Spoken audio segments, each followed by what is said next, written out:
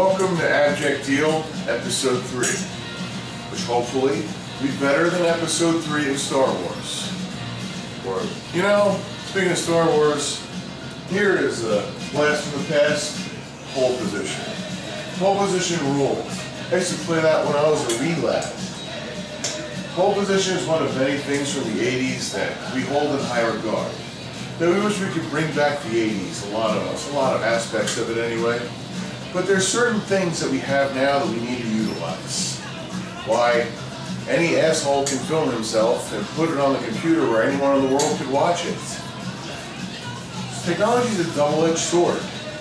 Some people think it's a distraction that makes us dumb down and forget the big picture. We don't know what's going on around us. I agree. However, double-edged sword. We've got to use it to cut in our favor. Now, I'm going to teach bands how to properly accept booking offers. It's not 1981. We're not robbing people for quarters to play video games. I mean, you've got to adapt with the times here. When somebody sends you an email, it's an electronic mail, asking you if you want to play a show, all you got to do is get on your phone. Here's my BlackBerry, and here's a picture of Josephine Ramona Katz. Isn't she cute? Well, you text your band members, you send one text message to the rest of your band, and you wait for the response. It should not take more than a few minutes. You check your little calendar on your phone and see if you're doing anything that day, and you should have your answer. Anything else? I don't know what the hell's wrong with you. Well now, as promised, we have a special guest. I have Chris Kubicek from scunt, who has played many games of pole position in his day, I'm sure. It looks like he was enjoying meatloaf just now. Oh, amazing meatloaf, my girlfriend Nicole, man. I wish she was here, but it was great shit. Thank you, baby. How was the meatloaf? Meatloaf was, it was good. It was made, I guess some would say, the Italian style meatloaf, with some ground gravy, some marinara sauce, and some black pepper, or whatever the hell that is. Awesome. And we got their own little head and do it, I guess. Let me ask you this, what was the album, what was the first punk album you ever had? What was your introduction to punk? That was my very first album, huh? It would either be vinyl or a cassette. And maybe Circle Jerks. Maybe it was the Circle Jerks, I think it was. Really? Circle Jerks, I think it was, perhaps. It was one of the early ones I can remember. I remember buying the cassette at Monkey Hill on used to be in Cops One Boulevard. They had a record store and a little music studio upstairs. I think that's where Fit of Anger. I don't know if they recorded that demo there, but that's what they used to rehearse there. And they sold basically like all cool music. You know, you could find Sam Hain on cassette, or Discharge on record, or Club Suckers or something, Misfits, whatever, Exploited. Like I said, that'd be one of the first ones, I guess. Well, two things I missed are tapes and record stores. Well, dealing with it actually, I saw some other band, I don't know who the fuck it was, but Dealing With It is one of the only bands I know that still rocks cassette. Dealing With It does They did for a while. Maybe, I don't know if you guys still do it, or maybe you ran out not too long ago. The name of that tape is all about the 80s, which again is one of the things we miss. I personally, next question, what do you think of, do you think the CDR demo, it's like something missing? It's like, was the tape demo more memorable? I mean, in my experience, getting CDR demos or giving them out to people, they tend to lose them or not care as much about them. But if you had a tape, it was like, you know that tape's there, and you listen to it, you remember that tape. Yes. And I've gotten several CDR demos over the years, unfortunately, that I don't know where they are, I don't remember those bands at all. I'm sure my band is among those for other people, but if it was a tape, I'd be like, oh, this tape. What do you think of that? I think of two or three demos that I had. One of them I won on 93.5 the Mano Shaughnessy, whatever the hell the show, and it was actually not really good. It was kind of like cock rock. It was this shit called I think it was Dirty Looks or Deceiver or some shit like that, but it was pretty bad. I don't know if they were demos, whatever, recordings on cassettes, but the band Opposition, they had 2 cassettes, and one of them I actually still have somewhere. And I had the Fit of Anger demo, and I had the Everybody Gets Hurt demo. That I think I have the cover, but I can't find the cassette. That's what the fuck I'm talking about. I got the EGH tape in Crispy Handed inside Holy Hour in 1996. Now I remember that. Do I remember who gave me a CDR demo this year? No. Except for On the Offense, that shit is awesome. Yeah, say hi to the dogs. How you doing, buddy? Yeah, I don't. I guess people use CDs now because I mean, people don't have. The digital download. People don't walk around with cassette. My point is, even the digital download is for some reason easy to overlook than a tape. I don't know why. What do you think of that? Well, tape used to get in and you'd see like this photocopied artwork, and they write a million, they squeeze exactly a million words or something into it, and sometimes if you're lucky, I don't know if you're luck, but someone would hand draw it with maybe like I don't know if it was a mini Sharpie or something, but some kind of marker, and they do like the little logo for the band, but it'd be like it'd be like custom made, you know, they did it for whatever, for 50 tapes, and people would do it, or whatever, 20 tapes, 100 tapes, whatever the hell. You gave Fit of Anger a couple of really good plugs here on the show already. That was actually a demo I remember getting, really listening to it over and over and over. There was 2 songs that stood out. That was POW, bring them home. That was a good one, and there was one, In a Rage. They were, I don't know. You know what it was too? I also remember there was a guy named Gary who ran the store, and he took me upstairs when they were rehearsing, and I think they were on the tail end of their rehearsal, and I watched them play, and one of the dudes, I think it was the singer or somebody, gave me a cassette, like gave me a cassette. Listen, I think it was 88, I think it was, the demo. Awesome. The demo might have came out. So speaking of free plugs, we got the official Scunt I Was in Special Ed Tart helmet, available now at yoscunt.com. Is that correct?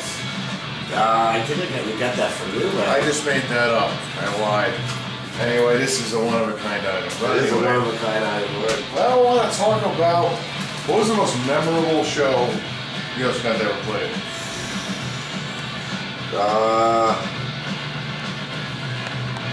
I remember one show at the top of my head right now where it was around Halloween, and Anna from Lust put the show together. Oh, and remember, those are good shows. An ex-band member of ours, he gave some friends of his some tomatoes and said, like, throw some tomatoes. You know, he had a weird sense of humor. Where was that show? That was, what the hell's the name of that place? Cookie? I don't know if it was the Pyramid. No, it wasn't Fortune Cookie. I don't know if it was the Pyramid or something around there. They were doing little This was an evening show, but they were doing some matinees there for a little while. A while back, or early evening shows, or after evening shows. Yeah. But this girl was throwing tomatoes at me. She got really close, but even her fist was hitting me. And long story short, I got to the point where then Rosie, my friend Rosie, Rosie, she kind of grabbed the girl, because one of the other girl was going to throw a bottle at me, kind of grabbed the girl. And they were this band, I forget their name, I think it was Tanida, or Tanida, or something. I can't probably say it wrong. Excuse me, they play shows, I think every once in a blue moon, but I remember them looking like, yo, if they weren't sure, look at their faces if it was like staged or if it was real, because like it was not a fun experience getting hit with a tomato right in my ear. Like, oh really God, I hate when bugs fly around my ear and you hear that buzz or fucking but seeds, and I hate tomato seeds too. God, everyone's talking about the Hilltap Tavern. As far as DIY shows go in New York, the Hilltap is the spot right now. It seems like every show there is always packed, and it's like kids who are too lazy to go to other places for shows, they come from all over to go to those shows. I even see dudes from that I know a long time from upstate New York coming out. What do you think are the factors in that? I think all the shows are free. They're 18 and up, and you know, free jello shot. But I think the vibe, if you want to call it that, so let me just say it's a place where people tell me they've made new friends. People that they've seen at other shows or they've never really gone to shows before. And I don't know.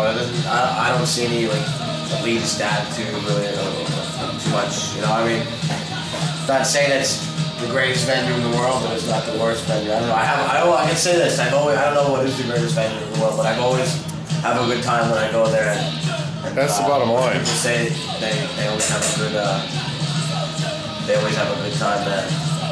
Oh, definitely. Like I said, as far as DIY spots go, that's the spot right now.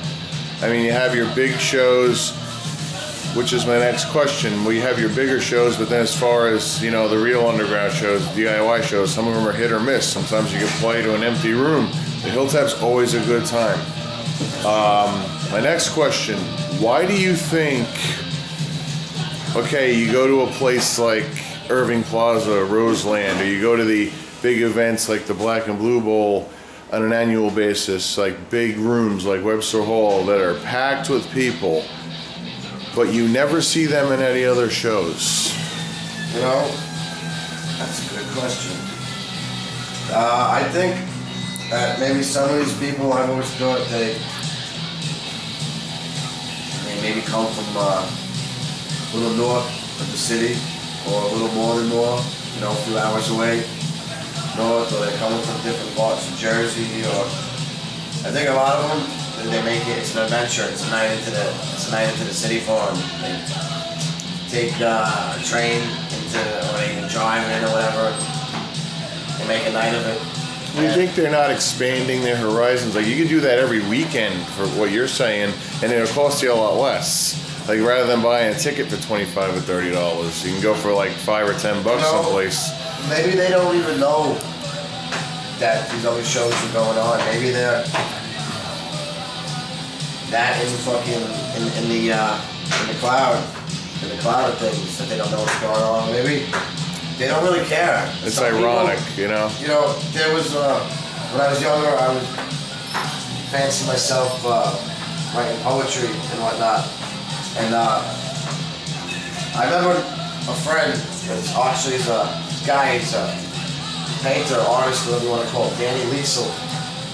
Good, real good painter, actually, like a big inspiration on me, especially when I was younger. And he told me, you know what, Chris, that's bullshit. Like, I didn't want to read this book, I didn't want to read that book. He's like, you know what, if you're gonna go, like, I used to go to a lot of open mics. He's like, if you're gonna go to these open mics, you should at least know about your contemporaries and whatever people that came before you and whatnot. And he was right. Exactly. He was right. I was, you know, I didn't mind, you know, I want to know about this guy, that guy. But you also got to look at who's around now. I mean, who's keeping it going. But my final question, who is your all-time favorite graffiti writer? Who's my all-time favorite graffiti writer? I have to say, there's a few. I'd say one that came to mind. He had ups. He didn't have that many ups, but he had. I liked his style. This guy Crow, C-R-O. He was good. I'd say I know, man. I mean, everyone says Ghost was ill, and I say young buck out there now. You see him on the 7 line. This guy Klops. He looks. His work looks, you know, good or something. I'd say it's a lot of different good writers. Derek TBK was a good writer back in the day. My favorite of all time is a guy named Pove, because he's from Yonkers, and obviously I'm from Yonkers. Street art was good. I've never absolutely been an artist myself, but I used to be. Ghoul was a good one back in the day. There was a guy Cuba. Didn't see up too much, but Cuba had some international ups. We somehow get ups in other countries, but I don't know. My final question. Thanks for doing this, Chris. Appreciate the time. My final question. Have you seen that Lavalette video? Have I seen the who? Lavalette video? I don't even know who Lavalette. You're better off not knowing. Do you think Blake Farber should be put through a table? Who? Blake Farber. Blake Farber is some TV It's the guy from the kid from Old York. Blake Farber. Yeah. Do I think he should be put through a table? Yeah. No, I don't think he should be put to a table. I think man's got a video camera. Still videotape every show you go to, man. No, I don't. You know, he does. He's good with a camera, right? Yeah. Why not? Or put him through a table if he doesn't do that. How's that? 5 count. Absolutely. With that sunset flip. That's the way to do it. I will keep that in mind. Thanks again. Thanks for everyone for tuning in. We'll see you next time. Say goodbye.